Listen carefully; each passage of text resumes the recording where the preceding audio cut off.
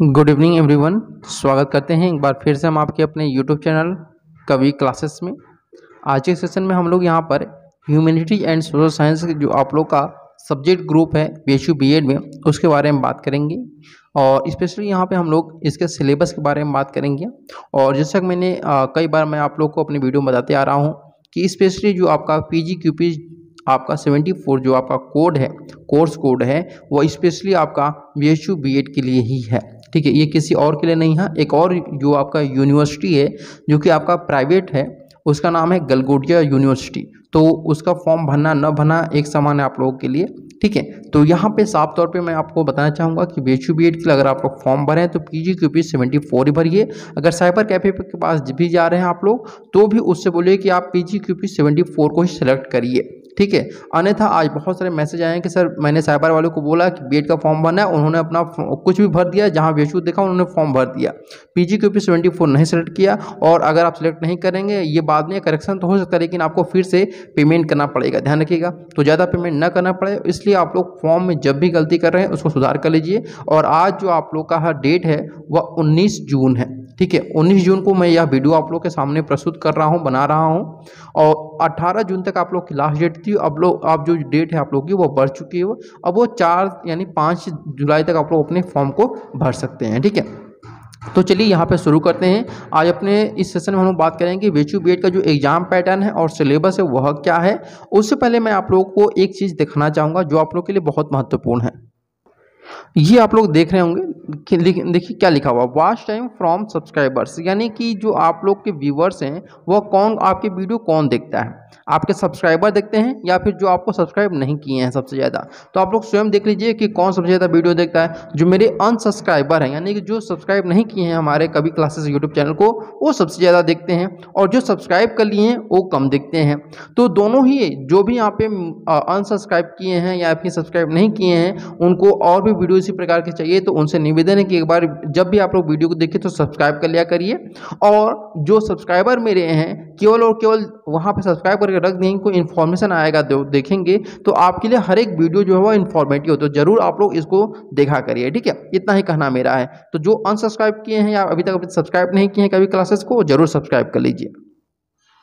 तो यहाँ पे देखिए सबसे पहले आपको क्या समझने की यहाँ पर चेष्टा करनी चाहिए कि जो आपका ह्यूमैनिटी एंड सोशल साइंस है उसका पेपर पैटर्न क्या है। तो टोटल जो क्वेश्चन आप लोगों से पूछे जाएंगे वह 100 क्वेश्चन आप लोगों से पूछे जाएंगे। ठीक है, और एक क्वेश्चन जो होगा आपका वह 4 मार्क्स का होगा, यानी कि 100 क्वेश्चन रहेंगे तो आपका टोटल जो मार्क्स होगा वह कितना हो जाएगा, 400 मार्क्स हो जाएगा। ठीक है, और यहाँ पर -1 आपका माइनस मार्किंग रखा गया है, यानी 1 नंबर आपका निगेटिव मार्किंग रखा गया कि अगर आप एक प्रश्न गलत करते हैं तो 1 नंबर आपका कट कर लिया जाएगा। अब बात करते हैं कि जो सिलेबस है उसको 2 भागों में डिवाइड किया गया है, यानी कि यह जो आप लोग का 100 प्रश्न है इसे 2 भागों में डिवाइड किया गया है।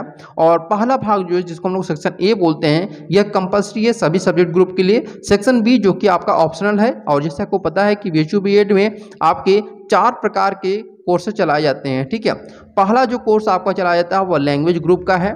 ठीक है, सेकेंड जो आपका ग्रुप है वह सोशल साइंस का है, और थर्ड जो ग्रुप आपका है वह साइंस ग्रुप का है, और उसके बाद फोर्थ जो आपका ग्रुप चलाया जाता है वो मैथ ग्रुप का है। तो ठीक है, तो यहाँ पे आपका जो आपका सेक्शन ए है वो सभी के लिए कंपलसरी है, चाहे वह सभी किसी भी सब्जेक्ट ग्रुप के आप रहें। और आपका जो सेक्शन बी ऑप्शनल है, इसमें आज हम लोग चर्चा करने वाले हैं सोशल साइंस के बारे में कि सोशल साइंस में क्या आपको पढ़ना है। उससे पहले हम लोग यहाँ पे जान लेते हैं कि सेक्शन ए जो आपका है उसमें क्या क्या आपको पढ़ना है। सेक्शन ए जिसमें कि आपके कुल 25 क्वेश्चन पूछे जाएंगे।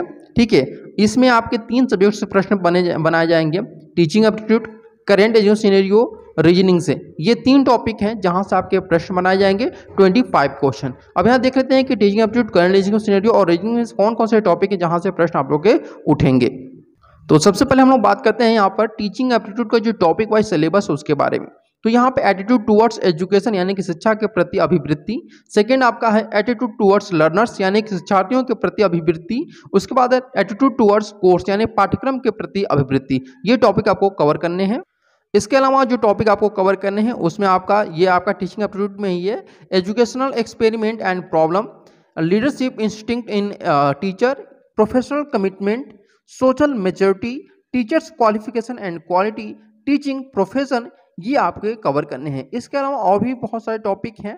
ठीक है, जिनमें आपका आता है यहाँ पर teaching profession, interpersonal relationships, idea communication, alertness, school administration, important institutions और कुछ मिक्स सवाल आपसे पूछे जाएंगे यहाँ पर। अभी हम लोगों ने चर्चा किया टीचिंग एप्टीट्यूड के कौन कौन से टॉपिक को पढ़ना है। रीजनिंग में देख लीजिए कौन से टॉपिक को कवर करना है। एनालॉजी टेस्ट यानी सादृश्यता परीक्षण, क्लासिफिकेशन, सीरीज, कोडिंग डिकोडिंग, फिर इसके बाद जो आपका नंबर आता है वह आपका अल्फाबेट टेस्ट, ब्लड रिलेशन, फिर इसके बाद जो आपका टॉपिक है वह आपका ranking test, order test, missing number, syllogism, statement and conclusion, calendar and clock. ये टॉपिक आपको रीजनिंग से कवर करने हैं। अब हम लोग बात करेंगे करेंट एजुकेशनल सिनेरियो के टॉपिक वाइज सिलेबस के बारे में।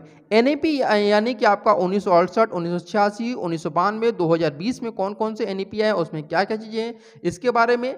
करेंट एजुकेशनल रैंकिंग के बारे में आपको पढ़ना है। जो वीसी हैं यानी कि वाइस चांसलर और उनके जो विश्वविद्यालय के फाउंडर रह चुके हैं उनके बारे में आपको इन्फॉर्मेशन लेनी है। इंपॉर्टेंट एजुकेशनल इंस्टीट्यूशंस के बारे में, मिनिस्टर्स रिलेटेड टू एजुकेशन संबंधित, रिवोल्यूशन रिलेटेड टू एजुकेशन।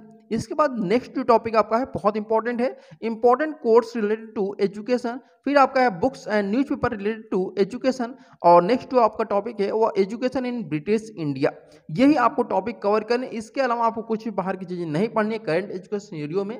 ठीक है, इससे संबंधित भी आपके प्रश्न आएंगे। इसके बाहर एक भी प्रश्न अगर आपका आ गया तो आप तुरंत मुझे अनसब्सक्राइब कर लीजिएगा और जो चाहेंगे वो आप लोग बोलिएगा। सारी चीज़ें मैं कहने के वाले, बस इतना ही टॉपिक आपको कवर करना है करंट एजुकेशन सिनेरियो में।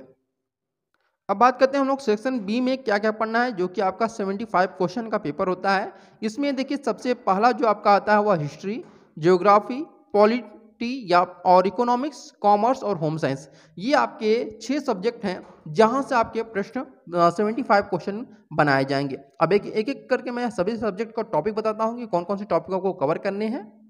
सबसे पहले आप लोग देख लीजिए यहाँ पर टॉपिक वाइज सिलेबस जो आपका हिस्ट्री का है, इसमें आपका हड़प्पा सभ्यता, वैदिक काल, जैन धर्म, बौद्ध धर्म, मौर्य काल, गुप्त काल, दिल्ली सल्तनत और मुगल साम्राज्य, ये आपको कवर करने हैं। इसके अलावा 2 और टॉपिक है जो आपका महात्मा गांधी और इसके अलावा आपका महत्वपूर्ण युद्ध। इतने ही सारे टॉपिक कवर करने, बहुत ज़्यादा नहीं टॉपिक है। हाँ, बहुत ज़्यादा डीपली भी मत पढ़िएगा, ये आपको IAS पीसी की तैयारी नहीं करनी है, ध्यानपूर्वक रहिएगा। आपको बीएड की तैयारी करनी है तो उतनी ही पढ़िएगा जितनी बीएड के लिए रहे आपको।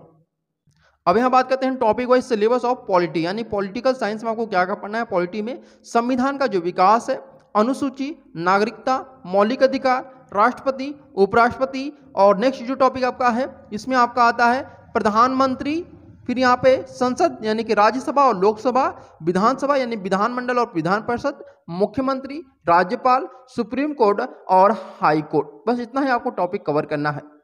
भूगोल में तो भूगोल बहुत ज़्यादा टॉपिक नहीं, बहुत छोटा सा आपका सिलेबस इसमें है। भूगोल का सामान्य परिचय, अफवाह तंत्र, बहुउद्देशीय परियोजनाएं, कृषि, हरित क्रांति, पशुपालन। इसके बाद जो नेक्स्ट आपका रहता है वह आपका है फसल और प्रजातियां उनसे, सागर और महासागर, भारत तथा अनुसंधान केंद्र, भारत के जो अनुसंधान केंद्र उनके बारे में।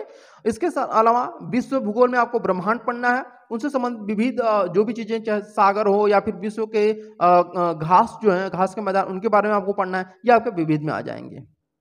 अगर बात करते हैं हम लोग इकोनॉमिक्स में, तो इकोनॉमिक्स में पूरा सिलेबस चेंज कर दिया गया है इस बार। ध्यान रखिएगा, पिछली बार जो टॉपिक आपको बताया गया था उस सारे जो सभी टॉपिक है उनको बदल दिया गया है, बिल्कुल ही चेंज कर दिया गया है। ध्यानपूर्वक देखिएगा।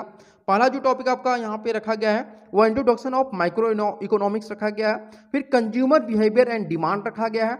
National income and related aggregate रखा गया है। इनकम एंड एम्प्लॉयमेंट रखा गया है। Money and banking, budget and economy, balance of payments, development and economical reforms, ये आपके टॉपिक रखेंगे। बिल्कुल ही नए टॉपिक आपको बनाया गया इकोनॉमिक्स में। तो जो भी अभी तक आप लोगों ने पुराने सिलेबस से पढ़ा हुआ है वो सब हटा दीजिए। अब नए सिलेबस के अकॉर्डिंग आपको आपका जो इकोनॉमिक्स सेक्शन है उसे कवर करना पड़ेगा। ठीक है। होम साइंस के सिलेबस में भी बदलाव किया गया है, ध्यान रखिएगा। इसमें क्या क्या पढ़ना है आपको, विटामिन, जल और दूध, पोषण किसमें आपका किशोरावस्था, गर्भावस्था, वृद्धावस्था में किस प्रकार का पोषण लेना चाहिए, योजनाओं खास करके महिलाओं के लिए, बालिकाओं के लिए कौन कौन सी योजनाएं आई हैं। इसके अलावा सिलाई और कढ़ाई संबंधित क्वेश्चन पूछे जाएंगे और रंगों से संबंधित प्रश्न पूछे जाएंगे। बस आपका होम साइंस कितना ही सिलेबस है, बहुत ज़्यादा सिलेबस आपका नहीं है। इसके अलावा अगर हम बात करें टॉपिक वाइज जो सिलेबस आपका कॉमर्स का है, तो इसमें आपका बिजनेस स्टडीज और अकाउंटेंसी, ये आपके दो टॉपिक रखेंगे। पहले के भी इसमें जो कॉमर्स का जो सिलेबस है उसको भी चेंज कर दिया गया है, मतलब बहुत ज़्यादा सिलेबस इसमें चेंज किया गया है। खास करके सबसे ज़्यादा जो सिलेबस चेंजेस किए गए हैं वो सोशल साइंस में सिलेबस को चेंज किया गया है। ठीक है, तो ध्यान रखिएगा, सोशल साइंस के जो भी स्टूडेंट होंगे पुराने तरीके जो पढ़ाई कर रहे हैं उसको आपको बदलना पड़ेगा। अब यहाँ से नए सिरे से आपको पढ़ाई करनी होगी। इसके अलावा अगर आप चाहें तो हमारे पेड क्लासेस चलती हैं, पेड क्लासेस को आप लोग ज्वाइन कर सकते हैं। ठीक है, व्हाट्सअप ग्रुप, व्हाट्सअप नंबर है मेरा, व्हाट्सअप आप करिए, आपको सारी इन्फॉर्मेशन भी पेड क्लासेस के बारे में दे दी जाएगी। ठीक है, अगर आपको यह सेशन अच्छा लगा होगा सच में, तो आप लोग जरूर हमारे सेशन को लाइक करिएगा, शेयर करिएगा, सब्सक्राइब करिएगा। और आप लोग के लिए एक प्रश्न यहाँ पे मैं दे रहा हूँ, उसका आंसर दीजिएगा, तभी आपके पास अगर कोई क्वेश्चन होगा तो पूछिएगा। पहले मेरे क्वेश्चन का आंसर दीजिएगा। बताइए, वर्तमान में केंद्र शासित प्रदेश कितने हैं भारत में? ठीक है, वर्तमान में केंद्र शासित प्रदेश कितने हैं भारत में, इसका आंसर दीजिएगा। उसके बाद अगर आपके कोई भी क्वेश्चन होगा तो वो पूछ लीजिएगा, अगर क्वेश्चन नहीं होगा तो भी इसका आंसर आप लोग दीजिएगा कि भारत में वर्तमान में कितने केंद्र शासित प्रदेश हैं। तो चलिए आज सेशन को हम लोग यहीं पे समाप्त करते हैं, मिलते हैं अगले सेशन के लिए। तब तक thank you so much for watching this video.